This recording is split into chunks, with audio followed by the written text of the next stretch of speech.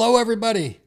Welcome to the Rooster Crows podcast. My special guest today is one of the best friends that I have, and we've known each other since probably 18, 19 years old. Two-time world champion from the Minnesota Twins. I'd like to introduce my special friend, Danny Gladden. Well, thank you, Robbie, and it's a pleasure to be here to kick this Rooster Crow podcast off. Looking forward to it. You touched on we've been friends since we were 18, 19 years old.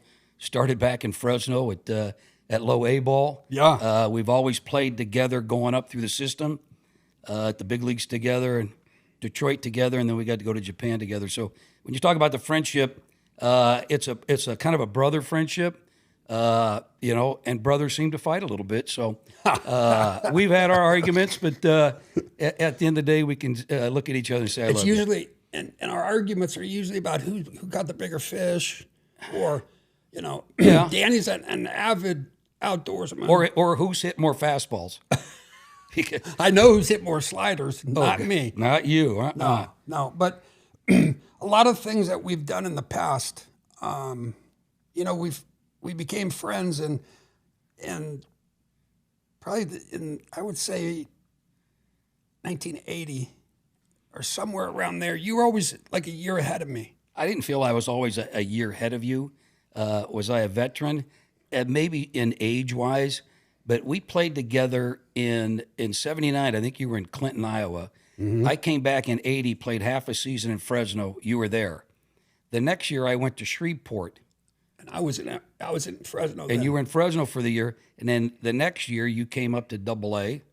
I got to stay there for a while and then go to Triple-A. Right. And then, like you said, eventually, and we got to play with the Giants there. And I came up in 84. You talked about Sparky Henderson. But it's funny how when I got traded to the Minnesota Twins, you get traded to the Milwaukee Brewers. And we talked about the brother love fest that we had over the years. Now, all of a sudden, you're playing for the Milwaukee Brewers, one of the biggest rivals with the Minnesota Twins at the time. Right next to you. Right next. It was just a rival that similar, but maybe not so much as it didn't get as much publicity as the Giants-Dodgers rivalry, Sure. which we grew up, that being instilled in us from the minor league. So, Sure. Yes, the Milwaukee Brewers, some good teams, Minnesota Twins, some good teams as well. There's always that camaraderie, that teammanship where you got 25 guys that have your back no matter what. But and it was never like we didn't like each other, because Puck and Herbeck and Gaetti, you and everybody that was there, a great bunch of guys. But the coolest part about it is after our games in Minnesota, you remember? We would at the Metrodome. Lockers were by each other, and they were separated only by the laundry room. Right. And there must have been 5 washers, 5 dryers in there. And then there would be about 15 Milwaukee Brewer players, 15 Minnesota Twins players. And we were all sitting on water coolers, and the clubbies are trying to do the laundry, and we're trying to tell stories and talk about the game. Yeah, and we used to do that. And then a week later, we might get in a fight. Yep. Right? And it was like, it wasn't that we didn't like each other. It was just you guys wanted to win, and we wanted to win too. So you talk about one of the biggest brawls that I was involved in, and that was in Milwaukee. Steve Lombardozzi was hit by a pitch and started to go out to the mound. I left the dugout, and Ken Kaiser was the home plate umpire, and he goes, "You're out of here." I go, "What?" He goes, "You left the dugout." Lombo goes to first base. Next guy hits a ground ball. I think it was Gagne. Turns a double play. Gantner turns the double play at second. Comes right down on Lombo, and it's game on. Yeah. There's punches thrown. And Robbie at the time, because, in the offseason we worked out. We lived here in Arizona. Robbie got into the Taekwondo, the flamingo type hitting. You remember that? Oh, yeah. Picking my leg Yeah, up. he'd pick his leg up, and he would hold it. And I tried everything. It looked like a flamingo. Well, he was into Taekwondo stuff.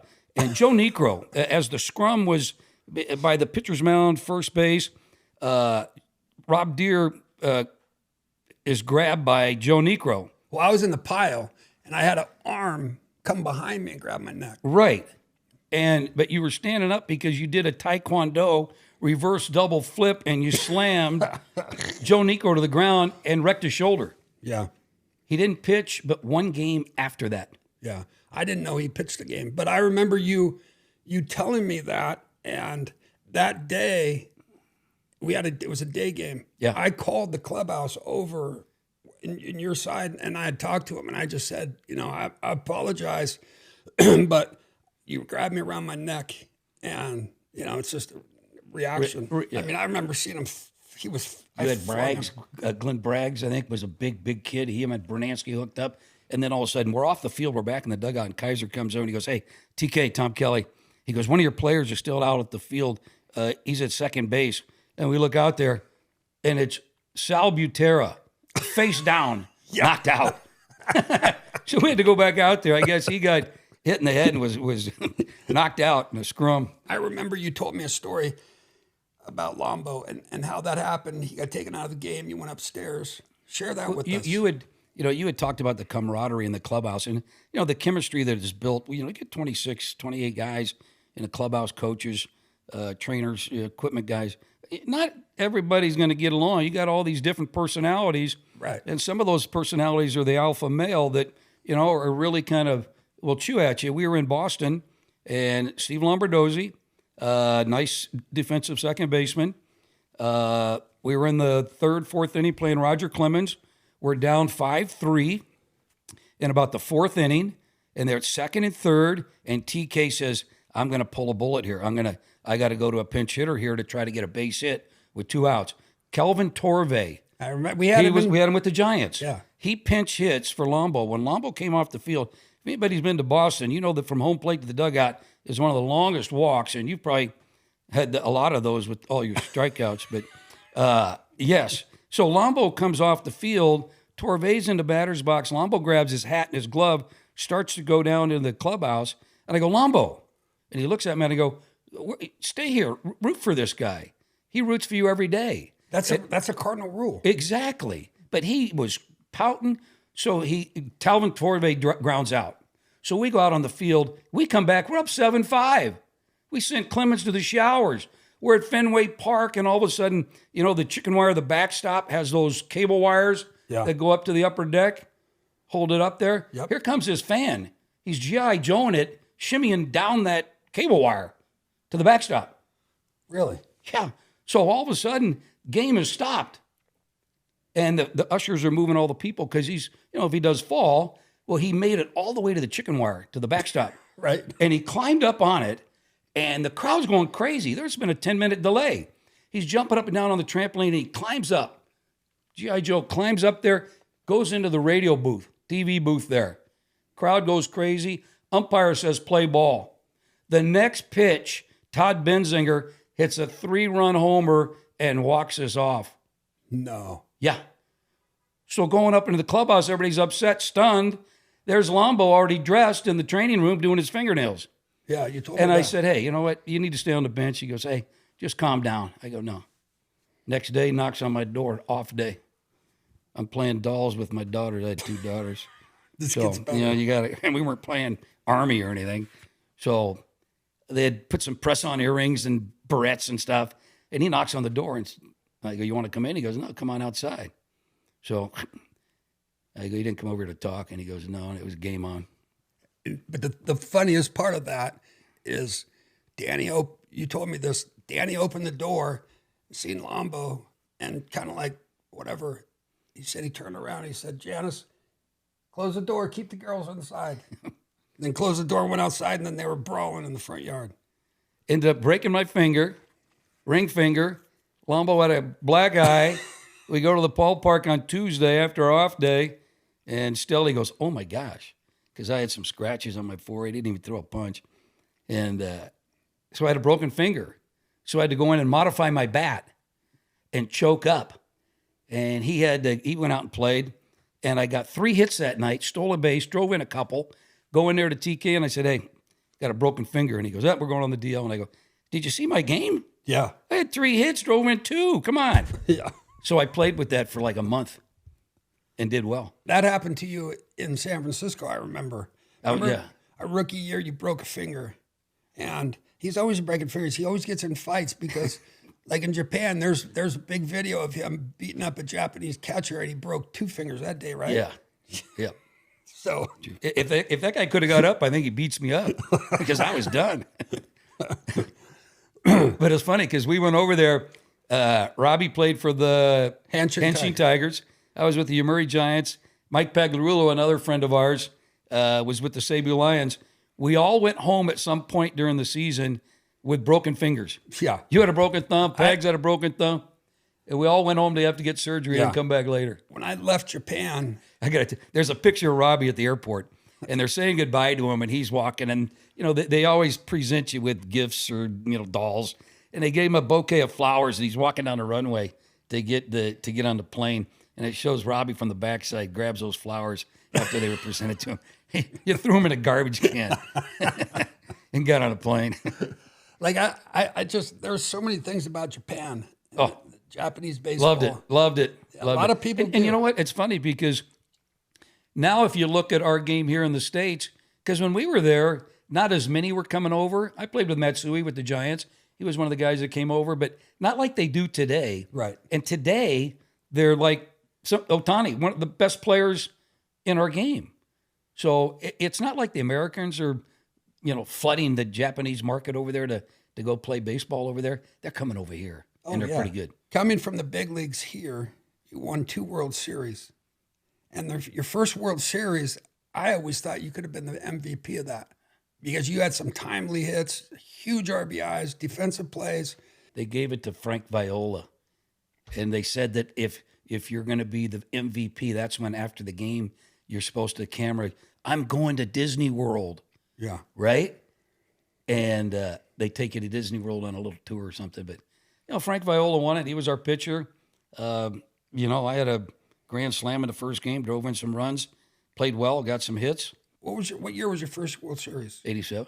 Okay, then your second one? 91. 91. So after your second World Series win, you left. I was a free agent, signed with the Detroit Tigers. You go visit old Tiger Stadium, awesome. It's like Fenway Park. It's like the old Yankee Stadium. It was beautiful. But to play 81 games there. And people don't realize, remember how mushy the grass was? It was like a waterbed. Yes. For like 4 months out of the year. And they wanted the grass thick because Trammell and Whitaker are starting to slow down with range-wise. Right. So they wanted the thick grass, and it was just, I'm sorry. Other than was opening tough. day at Tiger Stadium, awesome. Yeah. One of the best opening days I've ever been to. Yeah. I liked my time there because everybody was, there's a lot of people like myself, swing and miss, swing hard, We would lose games 19-17. We would lose games, it was like. We averaged 8 runs a game and lost. Yeah. It was so fun. And the reason why I brought up the reason why I'm going back is this has never happened, I don't think, but what an accomplishment for you as a player to win 2 World Series here. And then the next year you go to Japan. I'm playing against you in Japan and they're in first place all year long. And he wins a back-to-back World Series from here. It was I went to Detroit 92, 93, 94 we went to Japan. So we won the World Series over Japan. And that was the year that Bud Selig canceled the World Series back here on the stateside. So the only World Series was over in Japan. What I liked about Bud is he tried to keep the game pure and simple and, the tradition of it. But, at the same time, the commissioner represents the owners of the teams out there. Right. So he's the spokesperson for the owners. So when the owners have their meetings, they get together and they tell the commissioner, now you go out there and you tell them, here's what we're going to do. Right. And he made a ton of money during that era for the owners. And there was a ton of money going around for the players too. Right. So the industry was just. Funny story about Bud. He owned Selig Chevrolet. And I think this was after my first or second season.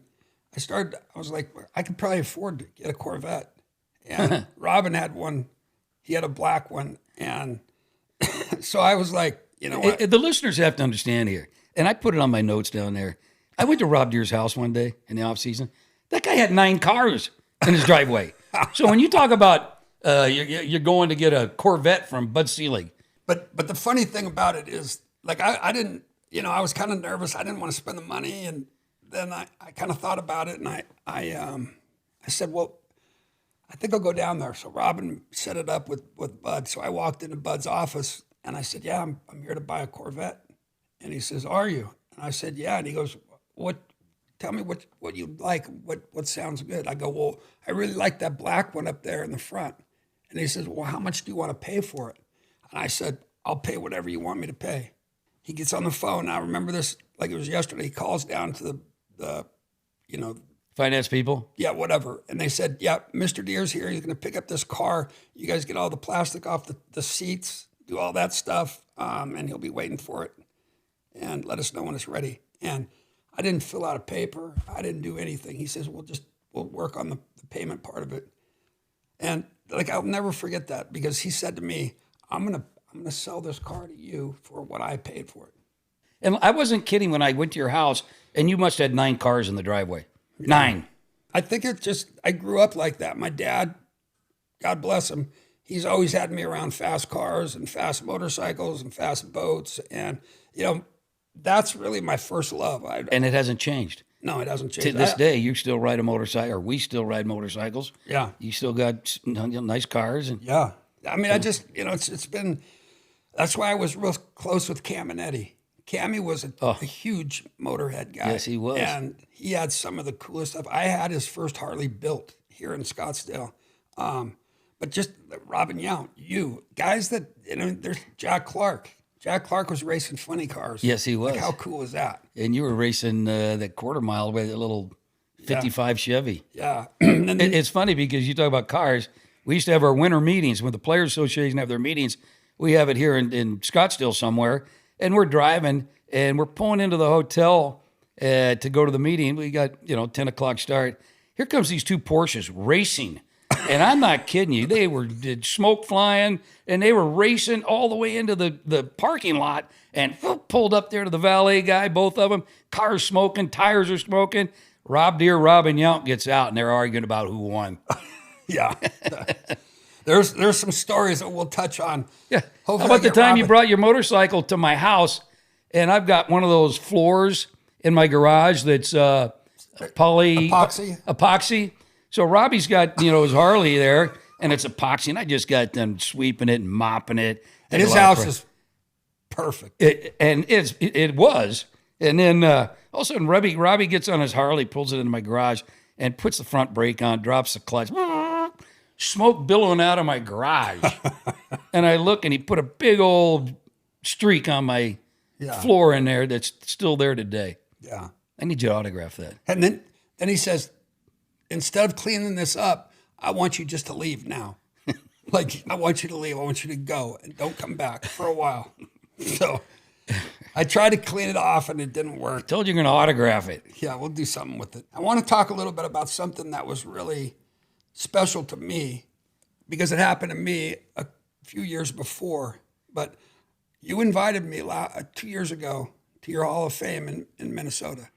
And I thought that was one of the greatest tributes to you that you could ever ask for. But I think, it's well-deserved. I mean, you played 2 World Series. Now you're on your 25th year of announcing. Yep. 25 years as an announcer. But it was really cool because I got to see Paul Molitor. I got to see Rod Carew. I got to see Jack Morris. Jack Morris. Jack Morris is one of my favorites. Yeah. I had such fun with that. I was so nervous leading up to that because Ron Gardner went in the Twins Hall of Fame the day before. I went in on a Sunday, and the joke was that I could never play on a day game after a night game. But here it is, I'm being inducted into the Twins Hall of Fame on a day game after a night game. So once I got my speech down, about 3 or 4 days, it was like a bunch of weight lifted off me. And but it was so well done. Weather was fantastic. But the attendance with you coming out there, Chili coming out there, Scott Erickson out there. Everybody. I had Royce. I just had a bunch of guys that were teammates and friends over the years. And my speech ran just. No, it was great. The girls were there. Your girls. They got to throw out the first ball. It it was just well attended and had a great time. Yeah. Twins really did a good dig with that. They always do. I had the plaque, that the 50 most influential players in Milwaukee. Sure. And it's the Wall of Fame. Yep. And that was really, to have something like that, to get everything together. I had a bobblehead day, and it was, 58,000 people just for my getting a bobblehead. And it was like, I was like, how am I going to throw a strike? Luckily, I threw a pretty good pitch, but that's pretty intimidating when you're standing on a mound, That's why I didn't throw out the first pitch. I let my girls throw it out. Yeah. Yeah. Yeah. It just goes, it's a tribute to you, Robbie, because, us coming up through the Giants, we really didn't make a name for ourselves till the next organization. And some of the highlights that you guys had and you had with the Milwaukee Brewers, you were a fan. The Midwest fans, they love their players as long as they hustle and play the game right. They'll attach to you, and they did that with you. And you guys, didn't you start off 15-0 one year or something? Yeah. That's how I had to win over people. You know what I mean? That's how I had to win over fans. I had to play hard. I had to run into walls, and I had to slide. To play hurt, yeah. I had to play hurt. That's because I wasn't a 300 hitter. I was gonna strike out, and so it's like Can I ask you real quick here? You said one time you put in your contract that if you won the batting title, you get a $50,000 bonus. Is that true? No. Okay. No, I would never put that in there. I was just that would be a waste of print. But thanks for that. I just thought I heard that. Wow. So, but the Milwaukee fans, like the Twins fans, they're from the Midwest. They love their sports. They and really Detroit. are. Detroit fans were great too. Yeah. Like all the Midwest stuff. And I always say the people from Milwaukee, I might be doing something in California with kids on a baseball camp or whatever. And people from Milwaukee, they'll always, I always have a certain place in my heart because they were so good to me. And that's where everything started for me, and it's, Easter Sunday, when we won the 13 games and I was on the cover of Sports Illustrated. That was one of the best. That was my World Series. You talk about. But that was to start the season. Yeah. And then, was it 13 in a row you won? Yeah. And then let the listeners know that you lost 13 in a row after that. Yeah, it was mind-boggling because we were on the top of we couldn't do anything wrong. You were the talk of the baseball. Yeah, I was on Good Morning America with Molitor.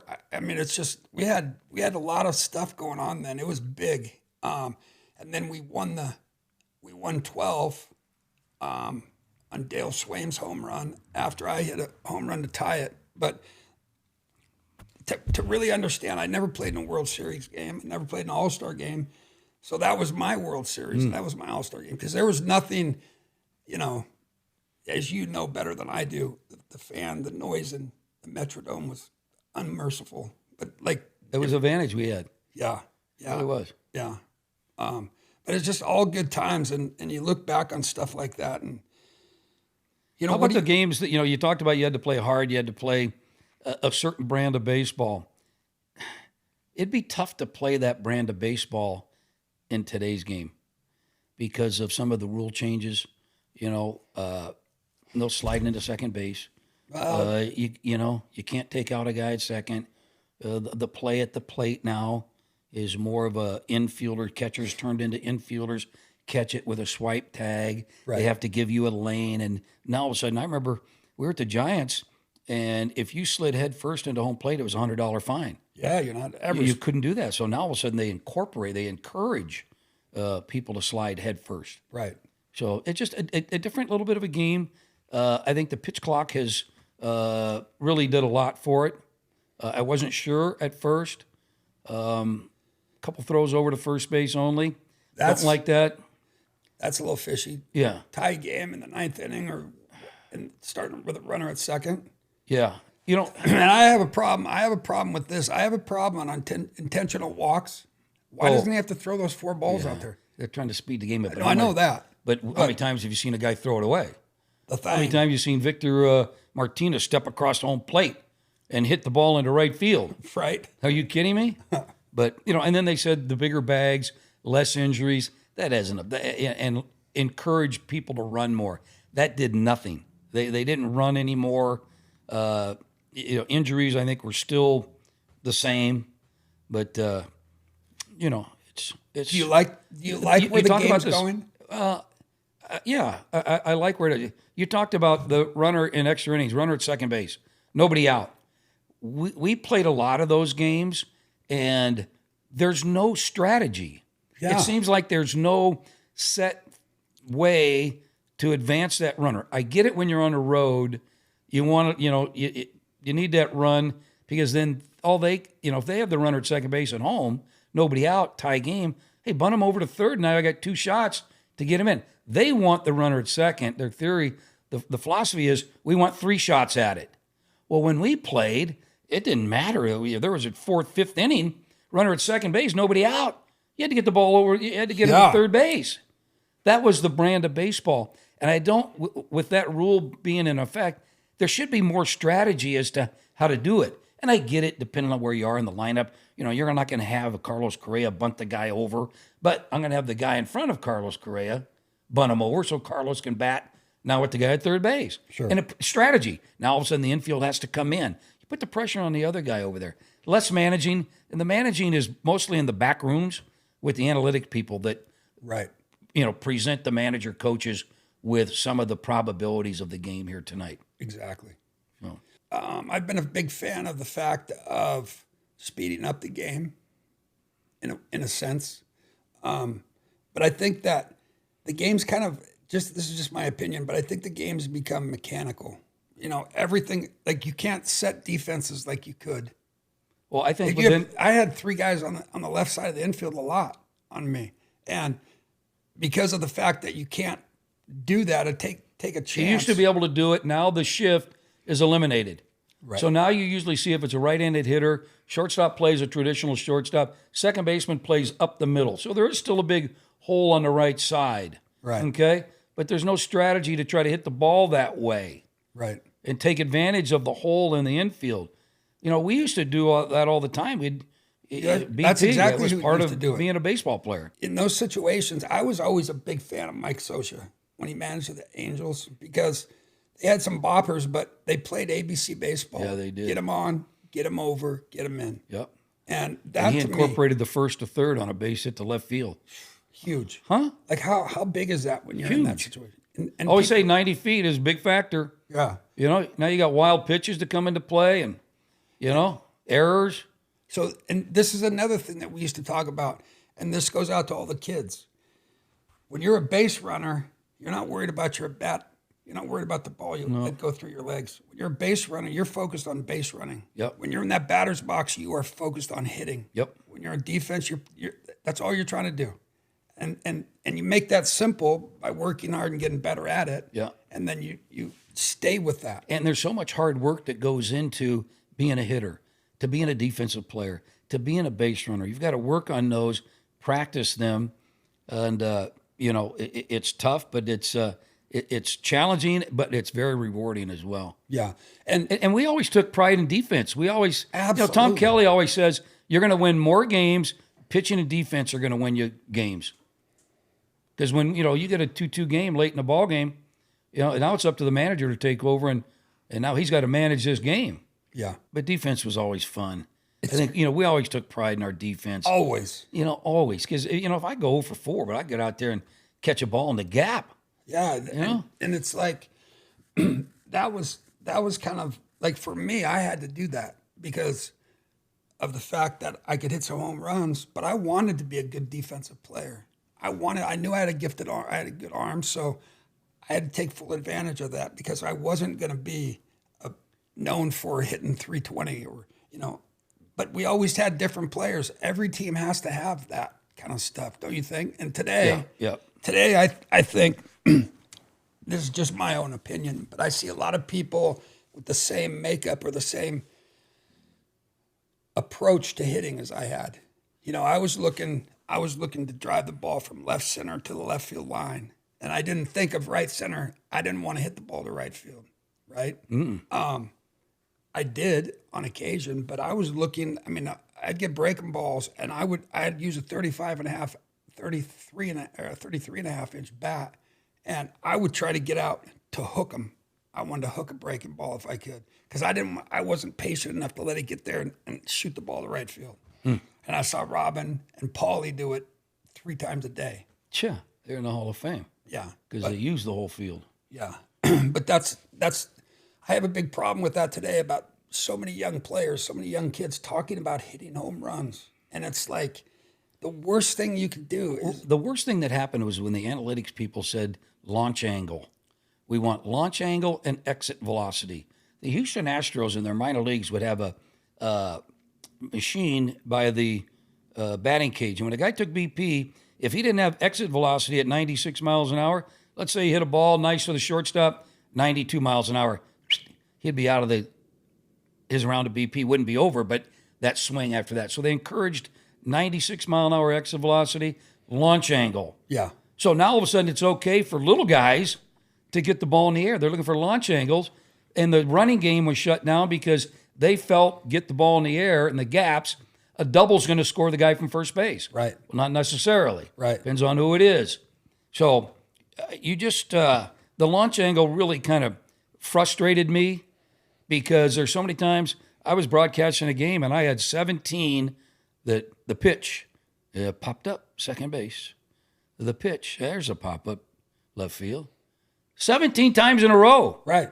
That was my broadcast. There's another pop-up. Let's talk today. Let's talk a little bit about some of the players, some of the things that you see. I mean, you're seeing these players every single day. And I'm kind of anxious to hear your thoughts. And, you know, some of the prices and some of the salaries, what's going on today, you know. Is this going to continue? I mean, is it going to be the normal thing? Who's the first $1 billion player? I'm pretty positive there will be a $1 billion player with Ohtani setting the stage, Harper setting the stage before that. It seems like, Soto's contract now. That's probably going to be a dinosaur in a couple of years. I recall when Kirby Puckett was the first $3 million player in baseball. I remember that too. And the uproar was, that's going to wreck the game. Well, 2 weeks later, his contract was trumped by Rickey Henderson and Oral Hershiser. And the contracts just seemed to kind of snowball. So I think it goes to show you, Robbie, where the money is being generated because these are billionaire owners, okay? And they didn't make billions of dollars making bad investments. Right. They understand the industry and where the money comes in. When Ohtani signed his contract in the first day, they sold $1 million worth of jerseys. So can you imagine there they are recouping some of the money? They've probably already got him paid off. Well, look at all the advertisement at Dodger Stadium from Japan. Right. So they were able to, they're smart people. The owners are really, really smart. Yeah. And they get it. They understand where the money comes in, and right now with Valley Sports going under, and they broadcast 13 teams. There's only one team that they kept, the Atlanta Braves. Other than that, everybody else bellied up. So that was $54 million that the Twins would get. And when they got that was earmarked for Carlos Correa, Byron Buxton. And then some of the other money would come in from attendance and concessions and things like that, radio. But that money was earmarked for Carlos and Byron Buxton. Well, that went away. Major League Baseball has come in, and now they're taking over the broadcast of, I believe, 12 teams now. Really? They had 3 already in the Padres, the Rockies, and the Arizona Diamondbacks. But to get it out to the fans, what does Major League Baseball know about broadcasting? Right. Probably not too much. Right. So they're trying to get on board quickly. So the Twins are one of those teams that were affected by that. But you talk about the Mets, you can't compete in that market. About the Yankees, they can't compete in that market. The Dodgers. And those are teams that you'll never hear say, oh, we're in a rebuilding mode. No. Never. No. Never. The Chicago Cubs are another one. That's a good point. They're never. They're always, look at the money they made in the World Series. How's everything with the Twins now? Twins are up for sale. Really? It was announced that, at the end of the season, right prior, that the Twins were going to be put up for sale. And, I think the ownership, Carl was a great owner. It was handed off to his sons. Jim was running it and then handed it off to another family member. And then it just, at the end of the year, attendance dropped. They feel that the attendance dropping under 2 million, the revenue's not there. They took a big hit because they took 30 million off the books. So they I think had a payroll with 160, and it went down to 130 million. So the fans came unglued because they felt that, oh, you spend that money, you're going to win. Well, we were in contention. We were 90% win probability in August. Right. And we tanked. Terrible. And ended up in fourth place. But anyway, the fans took to the ownership in kind of a negative way. It was really unfair, and they're up for sale right now. Understand that there's certain potential buyers, but you're talking about $1.8 billion Damn. for the Twins, and the Baltimore Orioles sold for I think 1.7, and they feel that the Twins are equal that, if not more. The Target Field, 15 years old, one of the best ballparks in all of baseball. It's beautiful. It is. It really is. To buy that franchise, do you want an owner that is from Minnesota? Preferably. How many of those guys live there? Right. Not too many. So, it's going to be a matter of who's going to buy it outside the state of Minnesota. Still, ownership is going to come in there. If it is sold, there's still a lot of people on the fence saying, no, they're just putting it up there to see what the market's going to bear right now. Because there's other teams out for sale right now. Yeah, who's the other teams? I know. I think Chicago took a little flyer because they want a new stadium. So they said, okay, we'll sell the team. Look what happened with Tampa Bay. They got to play at Yankee Stadium, AAA club. The Oakland A's, they got to play in Sacramento. Didn't we play there as a kid in the minor leagues? Probably. But, so you got two teams that are playing at minor league ballparks, and they're a big league franchise. Right. And it's all about the revenue with a brand new stadium. When the Twins had Target amazing. Field, we set attendance records. I remember. It was incredible what we were doing there. And that ballpark is, if you've is. never been there, people have never been there, that place is It's got to be on your bucket list. amazing. Yeah. Yeah. It was. That franchise there, what they're doing with the team being for sale. I'd be really surprised if it did sell. I just think that it's out there. If they don't get what they want, they can still kind of keep going. I'm going to ask you a personal question. I never asked you this before. What do you miss most about your playing days? Like if you had to think of one thing. Probably just walking in that clubhouse and sitting there in front of your locker and getting dressed and saying hi to your teammates and whatnot, and getting ready to go out there and perform. And Camaraderie, right? Right. And like you said, start prepping to win. It's amazing how a lot of guys, not all of them, but there are some guys that, like you said, I need my 3 hits. I need to drive in 60, 70 runs this year. I need, they're looking at the paycheck, the arbitration, the free agency. They're looking for numbers like that rather than this particular game. And I got in a little bit of a discussion with some of the front office, some of the analytics people, because we were playing somebody in about the 4th inning. We were down 6-0, and Rocco started to make different changes in the game that normally he wouldn't do. 4th, 5th inning, down 6 runs. Twins, pretty good offense.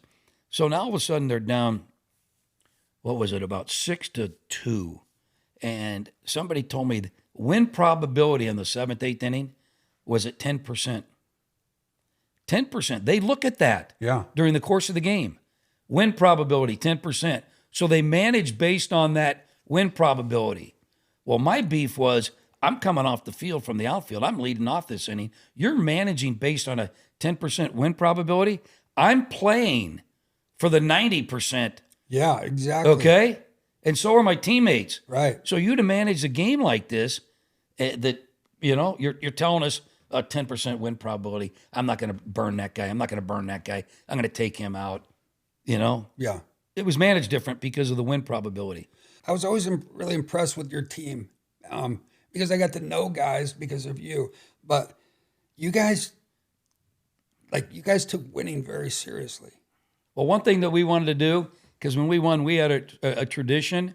that certain guys, our equipment manager, Jim Weezy, it was Herbeck Gaetti, and they invited me in after the first year, and we would drink Crown Royal on crushed ice. And we would go back there, and you always tipped it in your left hand because that was the win column. Right. To this day, we still toast with the left hand. But it was a Crown Royal and Wheezy. We went through, I think, maybe 12 bottles during the course of the season. Wow. And that was part of our tradition. And it's funny because I tried to bring that tradition in Detroit when we were there in 92. And because Sparky, there was no booze in there. And this is exactly what happened. You said to me at the beginning of the season, you said, I'm going to get a bottle of Crown, because we were drinking Crown and Coke every once in a while. And I'm happy to say I didn't want I've been no drinking. Now I'm going on 8 years, and it was the greatest thing I ever did. But going back to that, you said it's proud a of you for that too. Thanks. Okay. Thanks. But it was kind of like, it was like a tradition that you brought over from Minnesota, and you said, we're going to get a bottle, and our lockers are right together. Yep. Right. And so it was the first game. It's kind of like we were thinking, okay, when a game come in, have a little toast, some ice, left-handed cheers. We lost.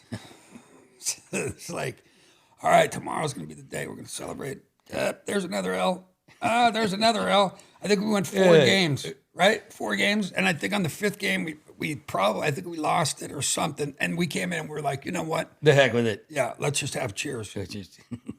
But was that the worst clubhouse in baseball? Yeah. The lockers were, remember how skinny they were? Like high school lockers. Yeah, the metal. Yeah, little metal, you can see through stuff, you know? Yeah. It was hard to hide our stash. Oh, but it was me and you. We were right by the swinging doors. Yeah. We can see into the showers. Yeah. And then we could, you go past showers in the training room. But you remember Billy Consolo? Yep. We'd always see him. We'd go, man, what shower, what bar of soap is he using? Yeah. I'm not using that bar of soap. I was just like, Sparky had his little clan, you know? And like, just, I thought the world of him. Oh, you know? You remember Scott Livingston? Yep. He was next to me on my left. You were to my right. And he was a utility player. And he goes, man, I don't ever get to play. He goes, Sparky's, you know, I'm so rusty right now. I go, really? And he goes, yeah. So I go to Sparky. Hey, I go, Livingstone's about it. He's not playing. He goes, oh, really? Okay. He played for the next 7 days. And Scott Livingstone came in with his locker and he goes, he's killing me. I'm tired. I'm beat. A week later, they traded him, I think, to San Diego. Yeah.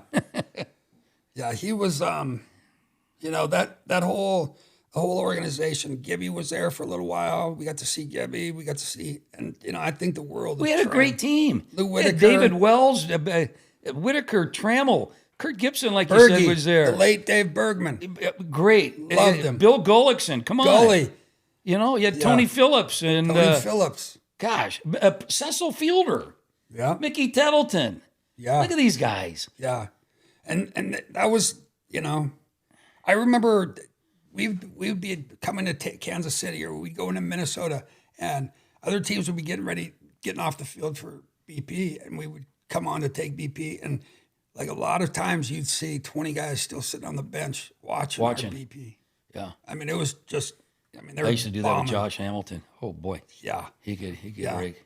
Who do you like now? Who's your player to watch? You know what? When they went away with the shift, because now the premium's on defense, shortstop, and second base. Because you don't have to have 3 guys. I don't need a shortstop to range to his right, to go to his left. Right. You know, with the shift, you had 3 guys over there. Well, now you get to see the talent of a shortstop. And let me tell you, Carlos Correa is, in my opinion, one of the finest defensive shortstops.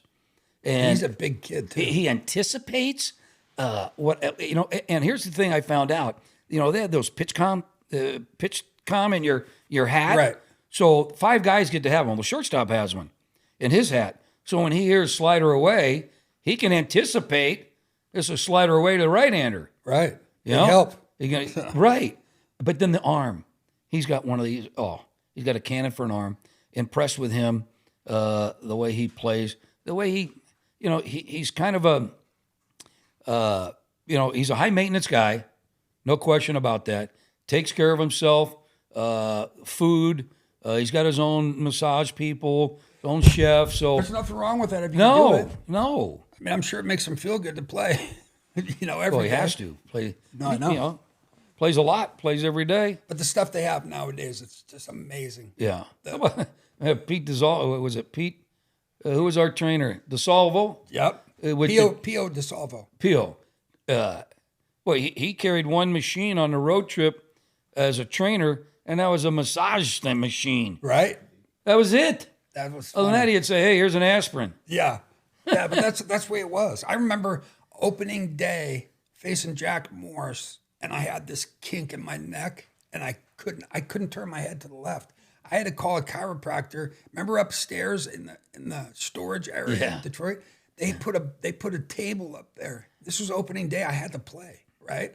And so I had a chiropractor in between innings. I'd come in and he would adjust my neck, and then all of a sudden, boom, I'd go out just to be able to turn my head enough, to hit.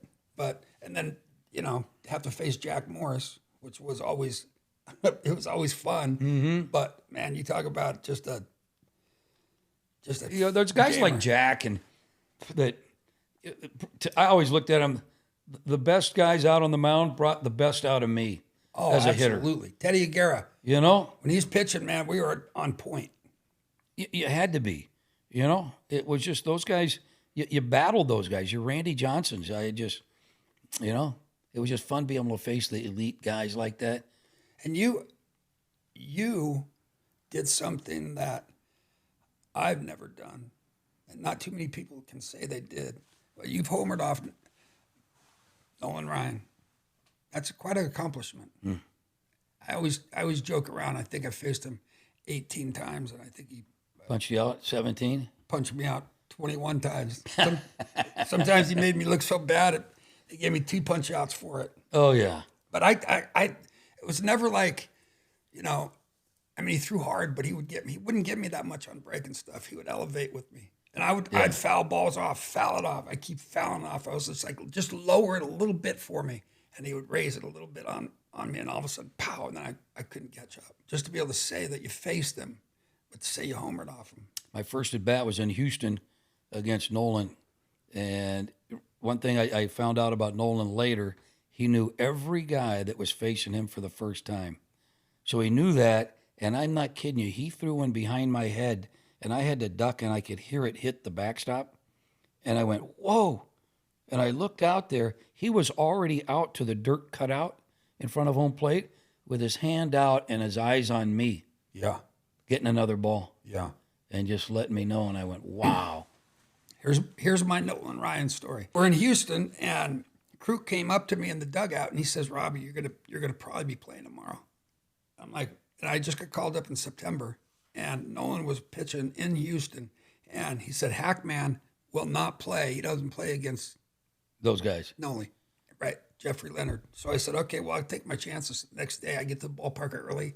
Pow, I'm in there. Playing right field against Nolan. Kruko said to me the day before, and I swear you can ask him, this is a true story. He said, Nolan Ryan's going to know, because it reminded me of when you said he knows your first at-bats. And Kruk says he's going to send a message to you no matter what. The first pitch, he's going to send that message because he knows who you are. He knows you've hit some home runs, blah, blah, blah. So we're in Houston. I'm hitting 6th, and I'm just like, oh, this is the greatest ever. I'm facing Nolan Ryan. Caminetti's playing 3rd. Oh, this is so cool. So I walk up to home plate, and Kruk says, just be ready. And I walked up to home plate, and I'm getting in the box. I'm sitting there, and right as I'm kind of like looking at him, it dawns on me. That's right. Kruk said he's going to throw one. Buzz me, right? Well, and remember, like a lot of people don't know this, but you remember how many, every time he throws, how loud he'd yell? Did grunt it? Oh! So that's all I could hear. And I walked up to home plate and not thinking about it till when he's really getting into his windup, I'm like, that's right. But he threw a ball, and I swear to you, it tipped the end of my nose. It went across and grazed my nose. And he threw it up and in, and my helmet came off, and I backed up, and I was like, whoa, that was amazing. And I could feel like it burned my nose. And I stepped back out and I kind of looked and I'm like this, and Krug goes down in the end of the dugout like this. Told you, I told you. But that at bat, I had a one hopper. It was the typical Cammy play, Caminetti. He's a third, backhands it, throws it over. And I know to this day I was safe. Bang, bang, safe. You're out. Because it's Nolan Ryan, we're in Houston. I just, both of those guys, Cammy and Nolan Ryan, that was the fun. Were you there when Mike Scott pitched a no-hitter against us and they clinched the division? No, I remember seeing it on TV. I was the first batter that game, and he hit me in the ribs. And I go to first base, and then Robbie Thompson or somebody hit a ground ball, forced me out at second. Then Will Clark came and batted third. He came into the dugout, and he goes, this guy has nothing. We're going to light him up. I hate when they would say that. The guy threw a no-hitter, and they clinched the division. Let me tell you one more. Remember I was telling you about he did the flamingo? Yeah. Well, we go out. I'll get to that story. Okay? This is bad. So we're out on New Year's. This is a bad story. Part of this is a lie. We're with, I hope you're recording this. We're out for New Year's in Scottsdale, Arizona. Me, my wife, Robbie, his wife, Joel Youngblood, and his wife. And we go to the Hyatt at Gainey Ranch. Midnight, going to watch the fireworks. And all of a sudden, Robbie's into that Taekwondo stuff, And he's like jabbing at me. I go, hey, bro, just kind of keep it cool, man. I was like, he goes, come on. And he's all wired up, man. And he's fake punching me. I go, Robbie, stop it. And he goes, hey, man, pow. And he hit me right in the lip and blew it open. So I'm walking in the Hyatt Gainey, fucking like a hair lip, talking. I got blood over my. I go, it. I'm out, Robbie. Remember that? Yeah, I do. I feel bad for that. Oh, really? That was a little bit of alcohol or something. Really? I was obviously really super excited to be doing this first podcast. And I picked you for a reason, because you're that important to me as a friend, as an ex-teammate, as a hunting partner, as a fishing partner. I mean, all the times we've been in Florida fishing out of stuff that somebody would go get a kayak or somebody would have something, but we'd always have a way to catch fish. Well, I'll just say this, Robbie, on that. Thanks a lot for having me on here. But over the years, like I said, we've grown up since we were 17, 18, 19 years old till today, sitting here today. Okay? Right. Grandfather. So, we've both seen each other have different paths, and there's fork in the roads that you have to make a decision on. And I've seen your passion in some of your other stuff. You talked about fishing. There's a passion there. Seen your hunting. There's a passion there. But, and there's been some other things. You're racing. Mm-hmm. There's a passion there. But with this here, I think this is right up your alley. Like, how many times do we sit out in your backyard in Camelback, and we just sit there, and all of a sudden it's like, let's just start talking. Yep.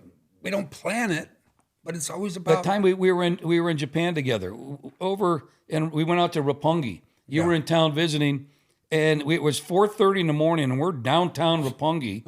I remember. And we're out in the street, and we were actually talking about hitting, and we were talking about hitting the slider, and you go, can't hit the slider, can't slide. Robbie, that's all they throw you is sliders. He goes, yeah, but if they throw me that fastball, I got to get it. And I go, they ain't going to throw you a fastball. They're going to throw you a slider. So we were discussing about getting the batter's box and maybe look for the slider one time. And I can't do that. I know. Could never do that. But, and I was probably the same way. It wasn't until later in my career when talking to other guys, hey, get in there and sit on it, Oh, This guy's a breaking ball type pitcher. That's his command pitch. So I can hit it. I didn't have a problem hitting the fastball. Right. But it was, I had 2 games where I was 0 for 0 and I walked 4 times in a game and didn't swing 1 time because it was just, they were forkballing me and sliding me. And it was just like, it was almost like I didn't want to have to give in to their deal and look for breaking stuff. I didn't want to do that. Here's the beauty of this game. You said that happened 2 times. Okay, I bet you the 3rd time your thought process was back to I'm going to hit. I'm going to hit. Oh yeah. You know, and that's the beauty of this is that you get to every pitch to me is an adjustment. Right. There's a different pitcher out there. He throws different stuff. You know, I'm a different hitter right now. I'm hot right now. I'm cold right now.